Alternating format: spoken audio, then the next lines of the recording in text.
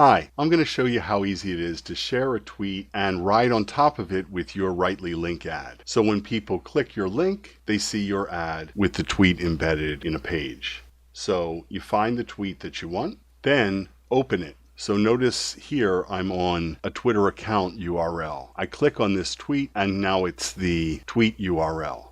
And that's what you need to start with. So then I'll click on my WriteForge browser button. And I see I have two URLs in here that have been converted to Writely's. I'll click in this one and change that to this link ad. And I'll change this also to a different link ad. Then I'm going to get an image to attach. This is about TikTok. I'll add this image, and then what I can do is check what people will see. So there's this,